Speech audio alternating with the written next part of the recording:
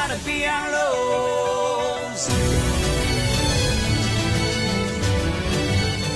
Breaking out of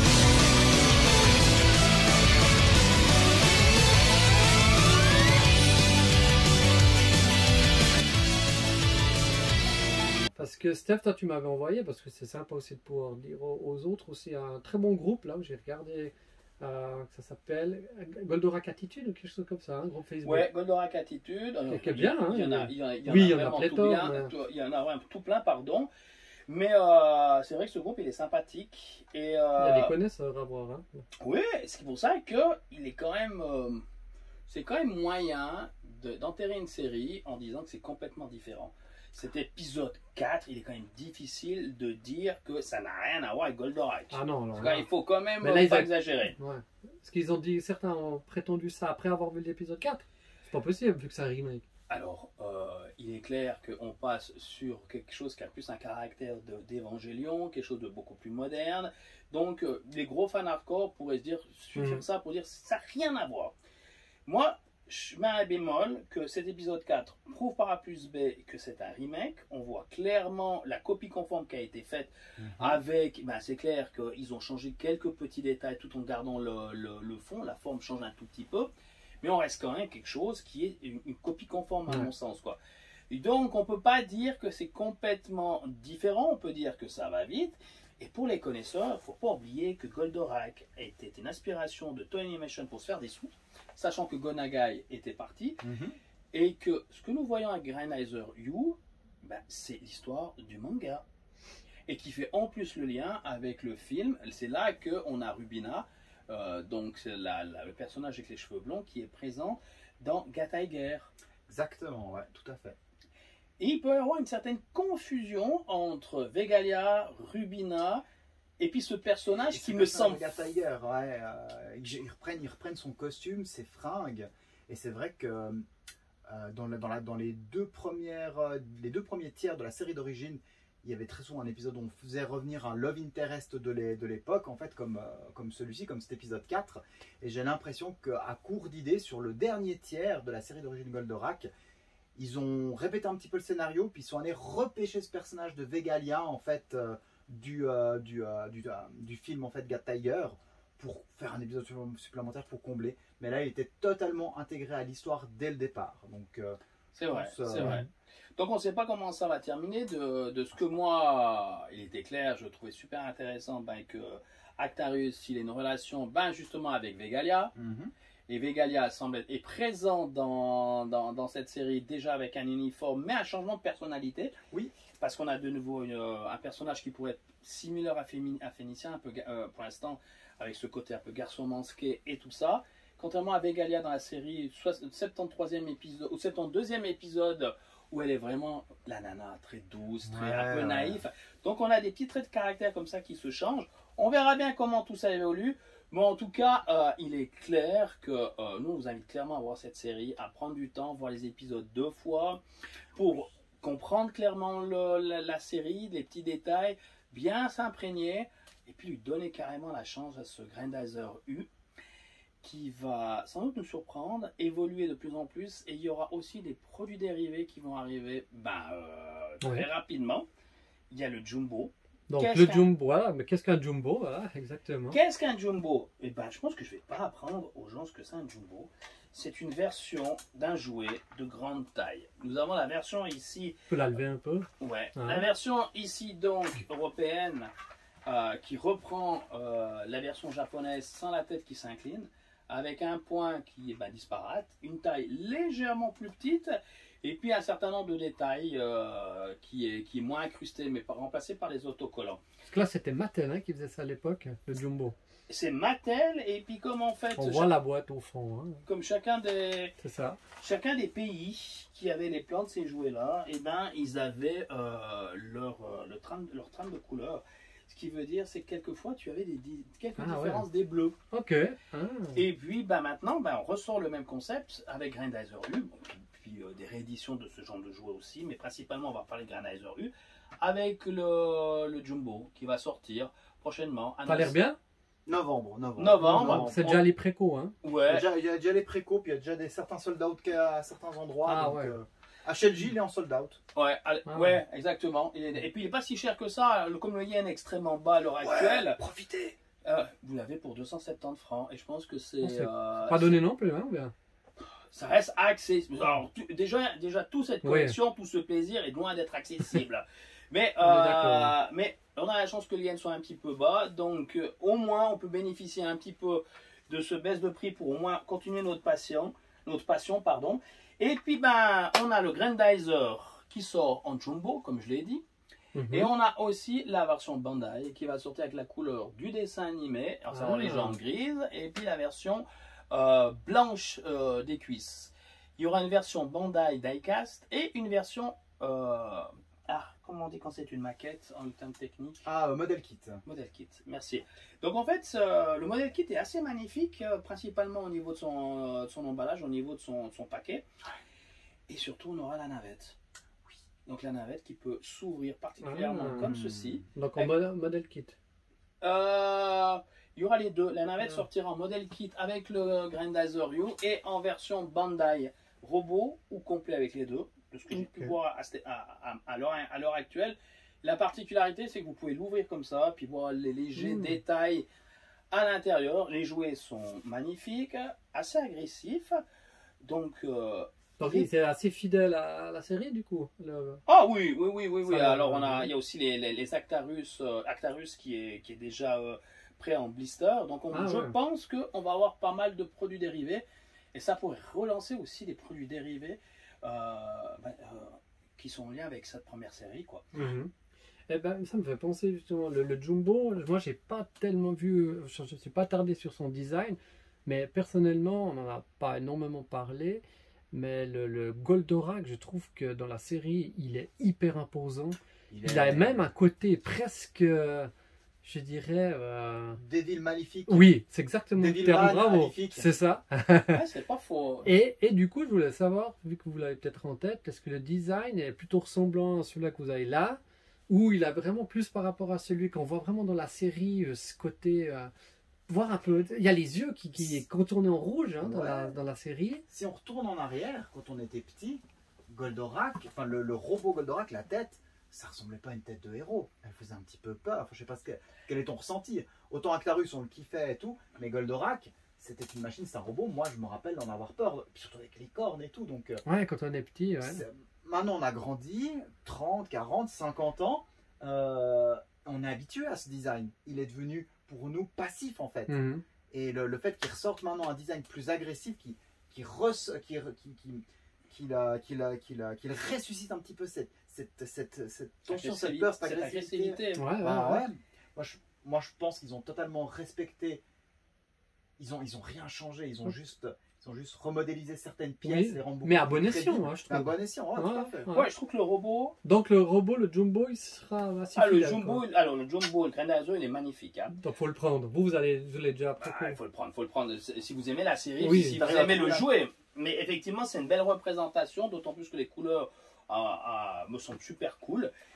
Alors effectivement, on retrouve ce robot agressif. Il y a juste un bémol, je dirais, sur les parties des jambes hautes ici, où on a une partie un petit peu fine, à mon sens, qui me dit que les cuisses me semblent un peu bizarres. Bon, on est en 2024, il y a un nouveau style qui s'installe. Faut pas oublier que la première fois qu'on a vu Goldorak aussi, on a été perturbé par le style. Là. Je veux dire, c'était nouveau. Donc, à quelque part, on se relance. Alors, quand c'est nouveau, il y en a qui aiment, il y en a qui n'aiment pas. Il y a toute l'anecdote de Goldorak, c'est agressif, il ne fallait pas donner aux enfants, patati patata, c'est du mauvais dessin, c'est de la qualité. Vous avez vu où on en est 40 ans plus tard? On est dans un local ici de passionnés à parler de jouets, de produits dérivés, de séries vintage, et faire le lien avec Grandizer U. Pourquoi les Arabes qui ont lancé cette série avec les Japonais viseraient pas exactement la même réflexion, et qu'on est dans quelques années des gens qui ont un âge supérieur à nous, parce que nous on sera dans un EMS. Très certainement. Très certainement. Si on arrive encore à percuter que... Bref. Et bien qu'ils se dirigent vers le même sentiment. En tout cas, le but, c'est de pouvoir procurer le même sentiment. Donc, pourquoi pas? Ce qui veut dire pour moi, Grandizer, à l'heure actuelle, est une réussite. Un bémol sur Actarus, mais franchement, ça vaut la peine. Les liens sont là. Et ça parle aux connaisseurs parce qu'on mélange le manga, on mélange Guy Tiger et Et puis on refait des remakes de l'anime. Ouais, ça c'est hyper bien pensé. ouais, Ça, c'était vous un bel attendiez à hommage, ça? Non, pas du tout. Ah, Tout sauf génial. ça. Mais c'est ça qui est aussi extraordinaire, à quelque part, c'est que ça a été vraiment bien pensé. Parce que là, c'est vrai que ces 3 premiers épisodes, plus basés, comme tu disais, sur le manga. Et là, tout à coup, de faire un vrai remake avec plein de plans, tu disais à peu près 14 plans très très similaires, avec Araki, tu me les as montrés. Et c'est vrai que même là, sur les plans, ils n'ont pas copié, on va dire, exactement les choses. Ils ont voulu essayer de faire passer une émotion presque la même, elle est quand même quelque peu différente. Et ça, j'ai trouvé vraiment fort. Hein. Quand on voit le style d'Araki, ils ont gardé ce style, mais l'émotion, hein, sur un ou deux plans du moins, n'était pas tout à fait la même. J'ai trouvé. Dessin plus fin, Mhm. plus agressif, là c'est plus rond, Ouais. plus facile à animer, mais comme tu l'as fait remarquer, ils ont rajouté des détails. Le dessin où elle Ouais, pointe du doigt, voilà, ils ont par rajouté exemple. des larmes, Mhm. ce qui n'avait c'est il n'y bien, avait c'est pas pas- besoin chez Araki en fait. ah ouais. Ouais. Mais là, ils ont trouvé des subterfuges. On se compare pas au maître, on trouve une autre Ouais. direction. Donc ça, c'est bien, bien fait. Ouais, totalement. Ouais. Ah oui. Et je sais pas ce que vous en pensez, vous les gars, il y a quand même quelque chose qui est pas mal. On voit que ce sont des fans, donc comme je le comprends, les producteurs, donc les producteurs arabes, qui a peut-être un potentiel économique de lancer la série, la création de cette série, mais tu vois que ce sont des fans. J'ai un sentiment qu'ils sont dit, ok, on est en 2024, mais tu vas pas nous faire du Evangelion. On va déjà respecter ce que nous on avait fait, ce qui est le lien avec le projet de Goldorak, l'investissement qu'on a envie de faire sur cette série. Et les Japonais, on s'est dit, mais ok, mais non, en 2024, il faut faire quand même quelque chose qui peut se lier avec cette époque-là pour séduire un nouveau public. J'ai le sentiment que ces deux différentes visions artistiques se sont mélangées pour arriver à un mix qu'on commence à découvrir avec Maintenant, des fans, ok, on fait du moderne, mais on part pas à volo. Donc on a cet épisode 4, à mon sens, qui est très représentatif avec la vie de fans, et puis cette modernité qui s'installe, et puis forcément ça nous fait quelques petits détails dans la forme, mais à mon sens, le fond est respecté. Mhm. le fond respecté, ouais. Et ça apporte une touche de fraîcheur, le fait que le scénario soit réinterprété, ou on ne sait pas où on va encore, et puis hâte de voir la suite.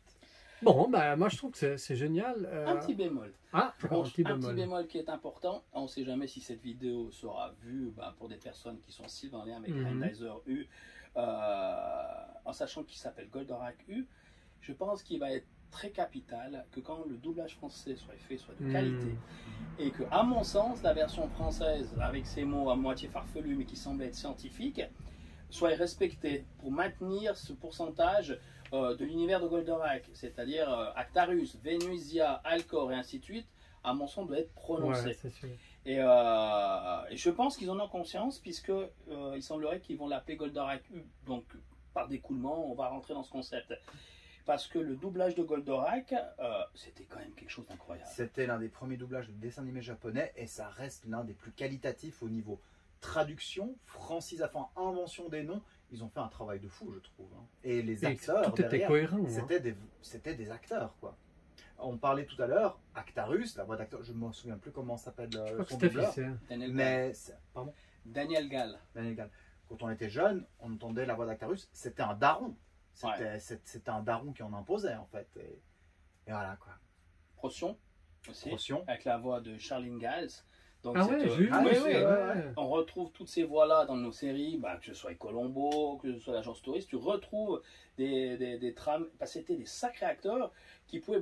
Les voix étaient charismatiques. Ouais, De totalement. Nino Saidargo jusqu'à Actarus, il y avait de l'aplomb, il y avait du charisme. Ce qui veut dire, c'est bien pour ça que même à notre époque, il est quand même super agréable pour écouter un fichier audio de Goldorak Mhm. sans l'image. Les voix étant tellement marquées, posées et puissantes que l'image te défile dans la tête, mais ce charisme vocal s'impose aussi de lui-même.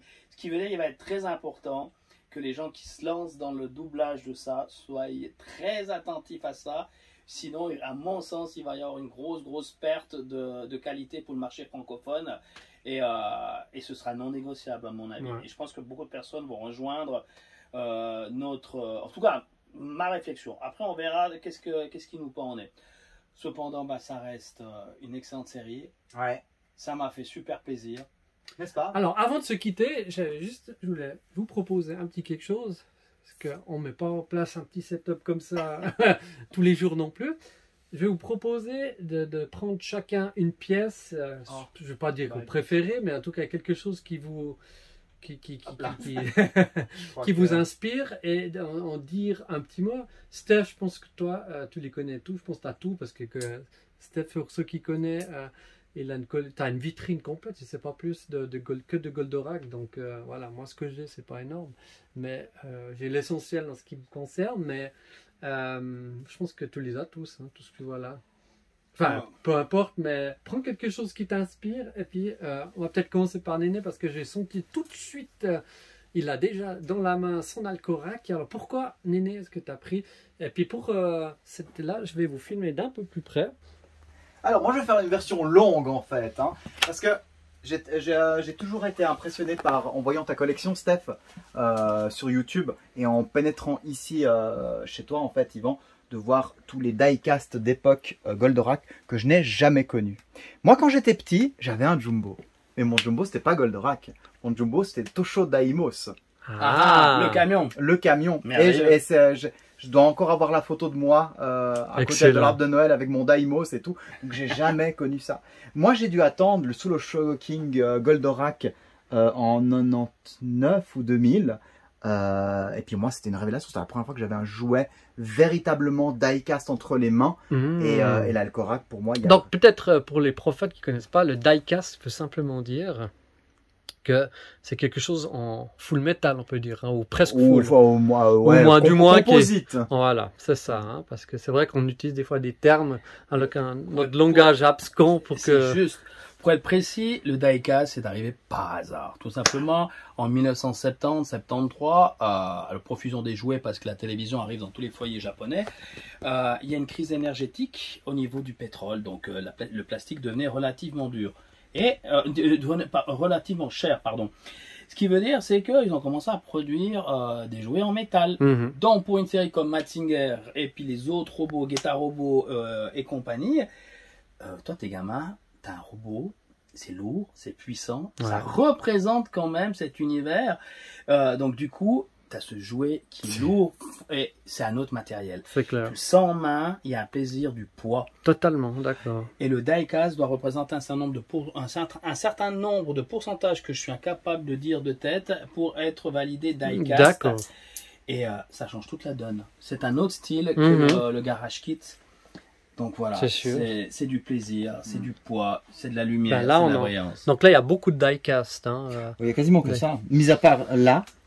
Voilà, là. sur ces figurines-là. Mais revenons, pourquoi est-ce que tu as choisi ce magnifique Je le trouve magnifique parce que peut-être... Esthétiquement, il n'y a rien de plus beau qui a été fait en fait. Ouais, c'est vrai qu'il a un design. Ah, il en fait, hein. T'as l'impression qu'il peut déchirer, aller plus vite que la lumière. D'ailleurs, je fais aussi des repaints, je fais aussi des customs. Oui, ça et j'en ai parlé à Yvan dernièrement. Il faut que je me trouve des Grandizer Infinity. Okay. Je vais en repeindre 3.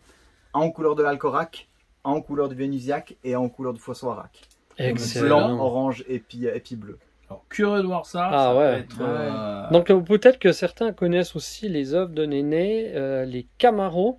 Hein, les Tundero que tu as refaites en couleur, ça, les plus fans de masques peut-être reconnaîtront ta patte. Peut-être. Voilà. On verra bien. Et là, ça pourrait être génial, effectivement. D'ailleurs, ce vaisseau d'Alcorak, pour ceux qui connaissent ou qui connaissent pas, et ici, là, vous voyez le GX 0 combien déjà, Steph 046,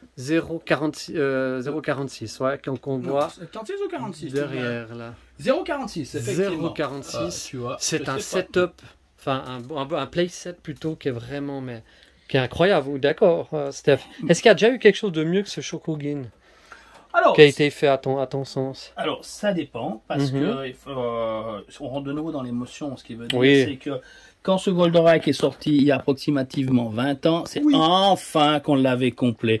Avec la navette, le Fossoirec, et enfin quelque chose qui était digne d'un jouet de représentatif de notre héros. Maintenant, il y a d'autres, il y en a tellement maintenant, plus ou moins agressifs, mais de nouveau, ça reste en tout cas une très très belle pièce.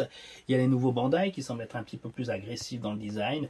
Cependant, de nouveau, ça a été l'émotion quand on a reçu ça il y a 20 ans. On s'est dit, enfin, on pense à nous. Il y a la navette de Goldorak, le Spacer. Alors, si tu es d'accord, on pourrait comparer peut-être avec ce qui s'est passé dans les années 78, 80, là. Tiens, il est là, Néné. Donc ça, c'est celui-ci qui est, c'est le de 78, hein, c'est juste la version japonaise. Hein. C'est juste. Et puis à côté, donc c'est le Shokugin. Hein, exactement. De tout à fait. 2002, quelque chose comme ça. Ouais, j'ai plus la date, 2000, mais effectivement que lui était sorti ce Grandizer de façon indépendante et avec et après il y a eu le full set qui était sorti avec tous les vaisseaux effectivement. Donc il avait le carton avec lui et puis son Spacer. C'est ça. On retrouve aussi le même concept avec la version japonaise, la tête qui se bascule et son Spacer. Et on le retrouve aussi dans certains cartons, certaines boîtes où tu pourras le Goldorak de façon indépendante. Ah voilà. Okay. Aussi avec une arme pseudo laser à double canon, je sais pas quoi. Mais pour là, je trouve quand même pour l'année 78, bon c'est clair qu'il a aussi vécu, hein, il n'est pas tout neuf comme vous le voyez, mais il est quand même assez incroyable. Ils ont déjà fait quelque chose qui pèse son poids, comme Néné le montre bien. Hein. Mais quand même représentatif. Moi, je le trouve vraiment bien. C'était de la folie ce jouet, d'autant plus qu'on avait une importation en France et forcément, il y a des mamans qui se sont bagarrées dans les supermarchés. Alors, c'était pas plus pour le Jumbo, mais... le Jumbo, mais aussi celui-là. Là. Effectivement. Bon, celui-là, c'est la version japonaise. Voilà, hein, c'était pas celui-ci. Voilà, puisque tu avais Néné, tu as l'autre particulier. Tu as la deuxième version qui est sortie avec le projectile. Non, la soucoupe plutôt. Ouais, en plastique. Voilà, ouais, on a deux versions. Voilà. Donc, tu peux toi, tu connais bien, nous en dire la différence. Donc, ça, c'est la première, la version japonaise qui est sortie dans les années 78. Avec les projectiles ici, latéral. Voilà. Ça, c'est figé au niveau de son projectile. Et là, il n'y a pas de projectile. Puis, on a une deuxième édition avec un projectile qui peut partir ici. On perd les missiles latérales. Et puis, on gagne ici, donc, on appelle Planitron. Pardon, merci. Pardon. Donc en fait, on a deux séries de jouets qui sont un décalage, qui sont tous les deux des jouets japonais. Cependant, il y en a un qui a été importé en Europe et ça a été celui-là. C'était celui-là. À travers mais ils ont laissé les insignes faux, t'as vu Oui, à travers le marché italien. Après, je pense que c'était peut-être. Je crois qu'il y avait aussi une version, si je dis pas de bêtises, plus française, c'est possible. Ou bien pas, non? Alors oui, avec une boîte française. Ouais. Hein, une boîte française qui reprenait C'est pas impossible que les autocollants aient changé aussi, si je dis pas de bêtises. C'est bien possible. D'ailleurs, si je regardez, là je peux pas le retirer, mais là vous voyez qu'ils ont fait, il y a 3 ans, je crois, aux éditions LVA, je crois que ça s'appelle, hein, ouais. Un magazine spécial Goldorak, et là on reprend tout ce qu'il y a eu un peu sur le marché de l'époque, et là il me semble qu'il y avait encore une autre pour le marché français, mais allez regarder le magazine. Moi je l'ai pas. Intéressant, c'est que quand on découvre Goldorak, enfant, on s'imaginait pas qu'il y avait autant de produits dérivés, on savait pas que c'était japonais, on savait pas comment se procurer, et on avait que des produits de base dans le catalogue. Puis plus tard, quand on a grandi, on a fait nos recherches sans internet, avec internet, et c'est là qu'on s'est rendu, mais en fait il y a énormément de produits dérivés.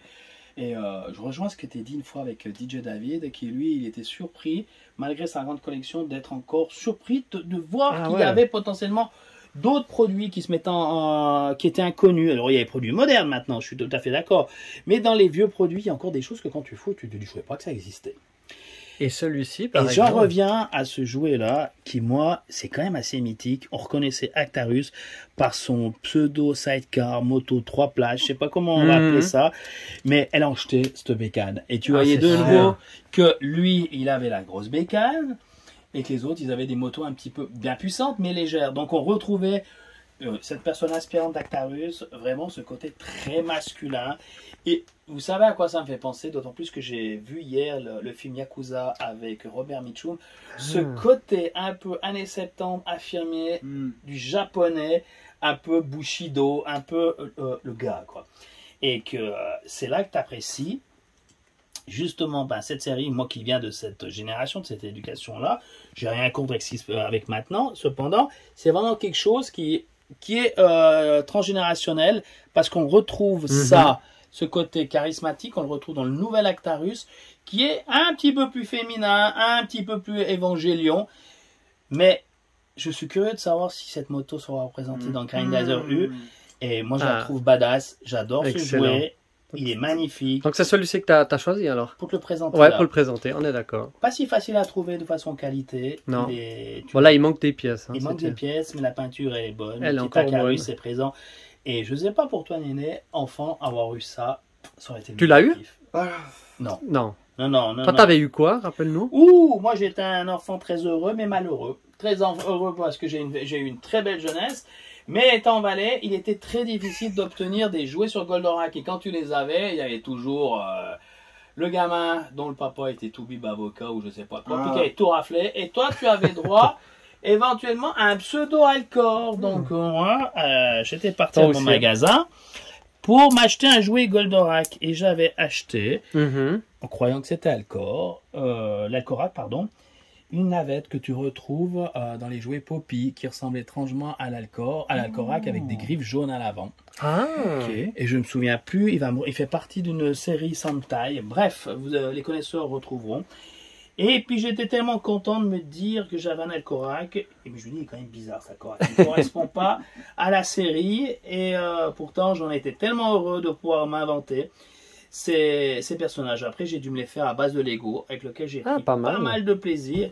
Mais il était clair que j'ai pris énormément ma petite revanche quand j'étais en Italie et que j'ai pu m'offrir le CG d'Arbois de Alcor.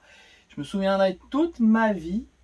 Je devais avoir 8 ans et ça m'a fait rire les collectionneurs. Mon père était à la terrasse. Je suis dit, papa, il faut que tu me donnes des sous. Il y a ce truc. Il me dit, combien tu veux? Ben, j'ai besoin de 70 centimes. Non, mais attends, tu t'es planté. Non, c'est 70 centimes. Mais non, c'est pas 70 en Italie, mais quand même, ton jouet n'est pas 70 centimes. File-moi 70 centimes. Il m'a filé 70 centimes et effectivement, le jouet, soit il y avait une erreur, soit je suis revenu avec mon jouet à 70 centimes. Et je vous laisse imaginer combien... C'est encore des livres, hein, les points. Oui, c'est encore des livres. Hein, et donc le CJ d'Arbois d'Alcor en loose, que j'ai toujours, mais j'ai aussi une version en boîte. Je l'avais payé 70 centimes complet et en état. Et les articulations fonctionnent. Voilà l'anecdote. Donc j'ai eu un faux Alcorak, un vrai Alcor d'origine française.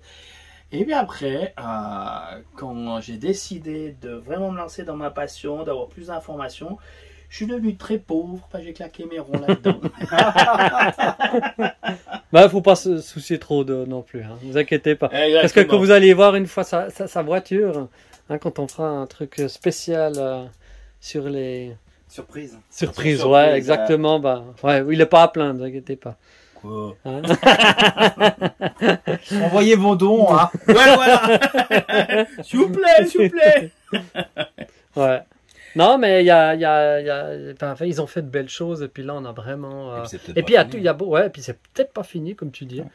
Et... Je relève juste un truc, c'est que la France, il y avait énormément d'usines spécialisées dans la création de masques en France. Ah oui. Et je crois que nous, enfin, César. C'est ça, César. Les masques César. Exactement. Exact. Ouais. Non, et je pense que la France a eu la chance, et je pense pas que c'était le cas de l'Italie et de l'Espagne.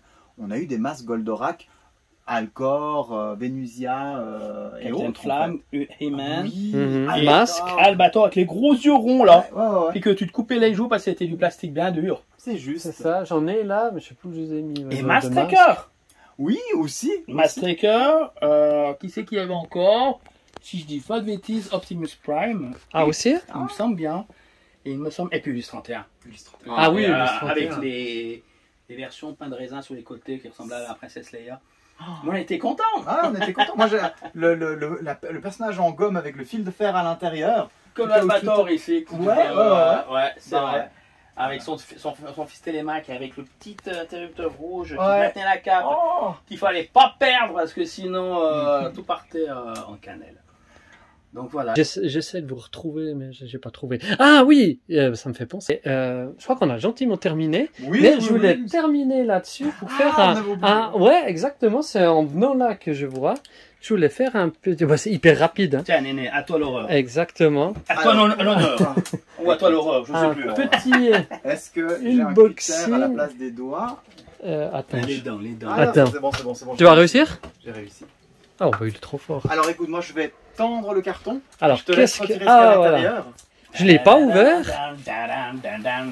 Et on va. Je pense que vous connaissez. Qu'est-ce donc? Mais qu'est-ce donc? Oh là là. Alors, pour les particuliers de Goldorak, voici comment fabriquer votre Goldorak à l'échelle 1-1.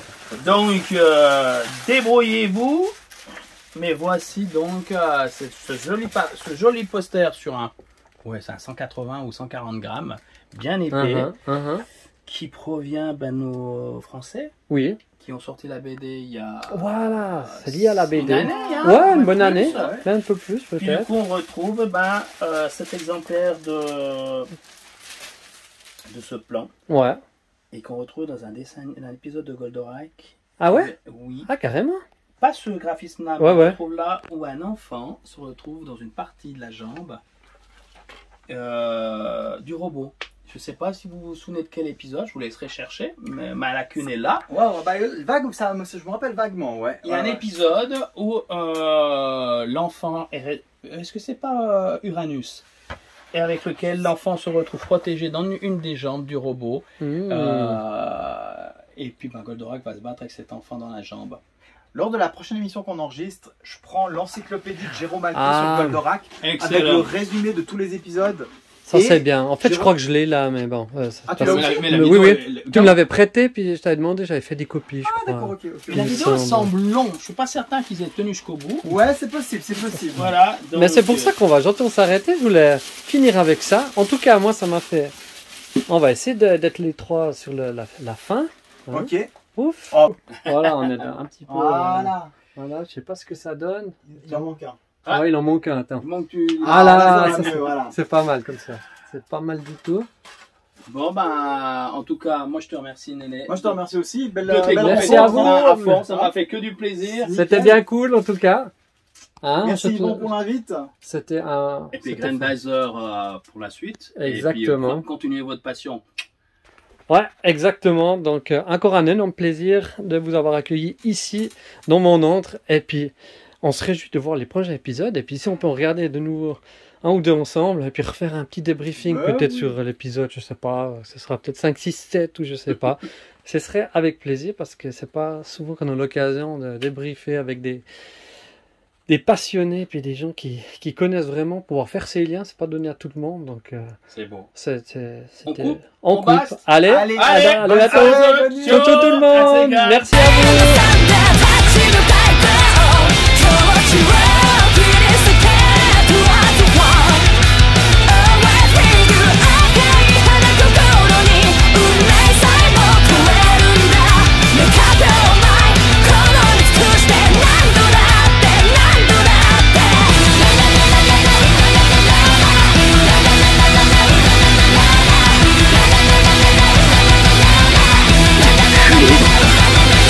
出会ったばかりに私たちは